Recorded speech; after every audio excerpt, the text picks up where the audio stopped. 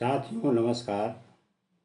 मैं हूं डॉक्टर जुगल प्रसाद और आप देख रहे हैं सुबह का संदेश।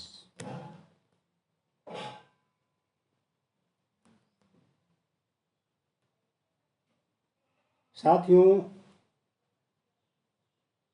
यह कहा जाता है कि शंकर की पूजा करने से धन और जन की प्राप्ति होती है, अर्थात संतान की प्राप्ति होती है। आज मैं जो कहानी कहने जा रहा हूं वह ब्रह्मवैवर्त पुराण से लिया गया है। जब शंकर से पार्वती का विवाह हुआ और कई वर्षों तक संतान नहीं हुआ तो वे काफी दुखी रहने लगी।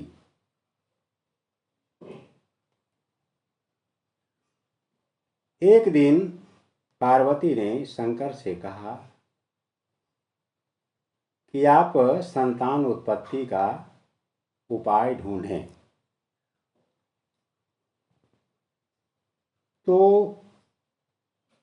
शंकर जी ने बताया कि आप कृष्ण भक्ति करें तथा पुत्र प्राप्ति के लिए 1 वर्ष तक उनका आराधना करें, तभी संतान की प्राप्ति होगी।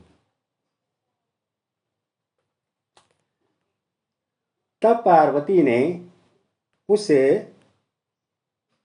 पुण्यक व्रत करने के लिए तैयारी में लग गई।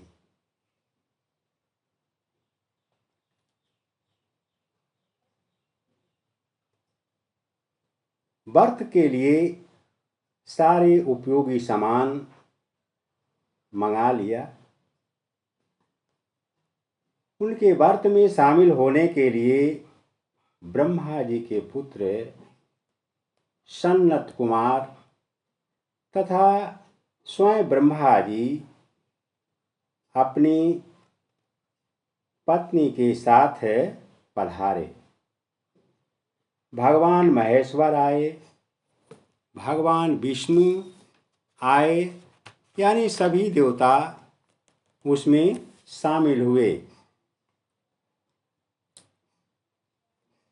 सनक, सनंदन, कपिल, सनातन, आसुरी, क्रतु, हंस, बोड़ू, पंचसिख, आरुणि, सुमति, वशिष्ठ, पुलस्त्य, अत्रि, ये सभी ब्रह्मा जी के संतान हैं और ये सभी मानस संतान है, यानी मन से पैदा हुआ संतान है।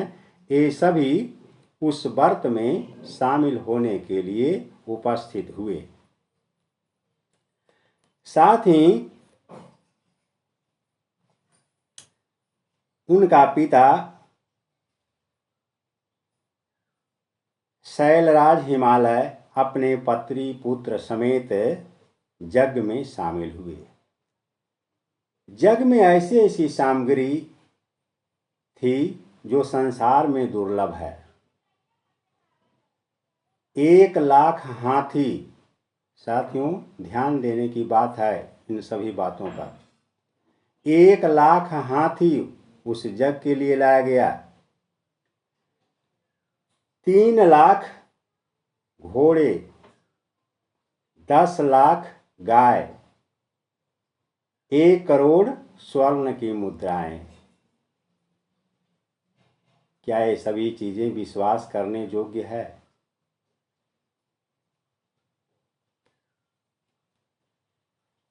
साथ ही 4 लाख मुक्ता, मुक्ता भी एक प्रकार के रत्न है और अत्यंत स्वादिष्ट तथा मीठे पदार्थों का 1 लाख मन जुटाया गया। पार्वती के व्रत में ब्राह्मण, मनु, सिद्ध, नाग, सन्यासी, भिक्षु सभी उपस्थित हुए। शंकर जी ने आए हुए अतिथि को ऊंचे ऊंचे सिंहासन पर बैठाकर उनका आदर सत्कार किया। पार्वती के इस व्रत में इंद्र दानाध्यक्ष मतलब खाद्य सामग्री का अध्यक्ष बने। कुबेर कोषाध्यक्ष कितना खर्च वर्च होता है इसका अध्यक्ष बने। सूर्य आदेश देने वाले, कौन सामान कहाँ होगा, क्या होगा, किसको देना है, क्या देना है, ये आदेश पाल बने सूर्य। तथा वरुण परोसने के काम पर नियुक्त किए गए। कब खाना देना है, किसको देना है, क्या देना है, ये काम वरुण को सौंपा गया। उस समय दही, दूध, घी, चीनी, तेल और मधु आदि की लाखों नदियां बहने लगी। लाखों नदियां बहने लगी। ये सब क्या है? ये लगता है कि कवि या लेखक गांजा भांग पी करके कलम उठाया और जो मन में आया वो लिख दिया।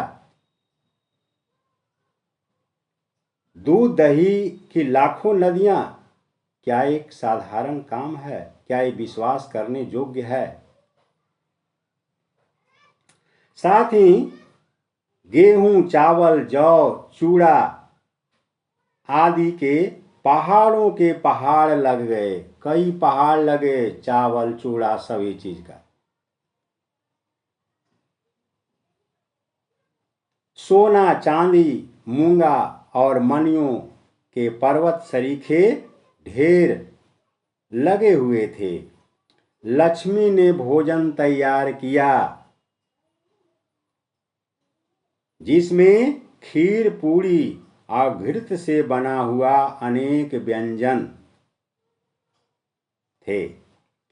देवर्षिगण के साथ स्वयं नारायण ने भोजन किया। लोग कहते हैं भगवान नहीं खाते हैं, यहाँ पर नारायण भी वो खाना में सम्मिलित हुए और खाने लगे। उस समय 1,00,000 ब्राह्मण परोसने का काम कर रहे थे। कितना अतिथि जुटे थे कि परोसने वाले 1,00,000 ब्राह्मण थे। साथियों, और यह भी कह दिया गया है कि ब्राह्मण जो परोसने वाले थे पहले खा लिए थे तब परोस रहे थे। जब वे रत्न सिंहासन पर विराजमान हुए तो लाखों ब्राह्मणों ने उन्हें पान के बीड़े समर्पित किए। खाने के बाद में पान के बीड़ा दिया चबाने के लिए। भगवान विष्णु रत्न सिंहासन पर आसीन थे। उसी समय ब्रह्मा जी की प्रेरणा से शंकर जी हाथ जोड़कर बोले, नाथ, मेरी प्रार्थना है, विवाह के कई वर्ष हो गए हैं, अभी तक मुझे कोई संतान नहीं हुआ है। पार्वती को बड़ा दुख हो रहा है, वो कई वर्षों से दुखित रहती है। इसीलिए मैंने इस यज्ञ का अनुष्ठान किया है।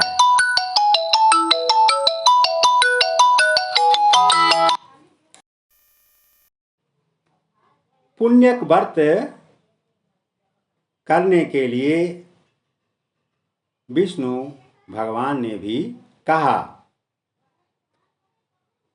विष्णु ने कहा कि इस पुण्यक व्रत के प्रभाव से स्वयं गोलोकनाथ श्री कृष्ण पार्वती के गर्भ से उत्पन्न होकर आपके पुत्र होंगे।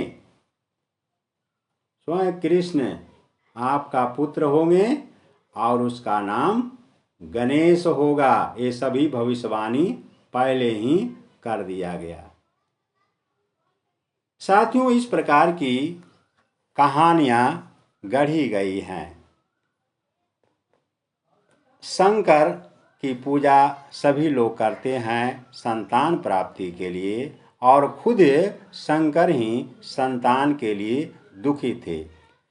साथियों, मेरा उद्देश्य सत्य को सत्य कहना और झूठ को झूठ कहना है। मेरा उद्देश्य आप तक इन कहानियों को पहुंचाना है और स्वयं ही इसे समझें कि कहाँ तक सत्य है। साथियों, यदि मेरा यह वीडियो अच्छा लगे तो लाइक कीजिए, शेयर कीजिए, और यदि अभी तक सब्सक्राइब नहीं किए हैं तो सब्सक्राइब कीजिए, ताकि मेरा जब भी वीडियो बने तो आप तक शीघ्र ही पहुँचे। धन्यवाद।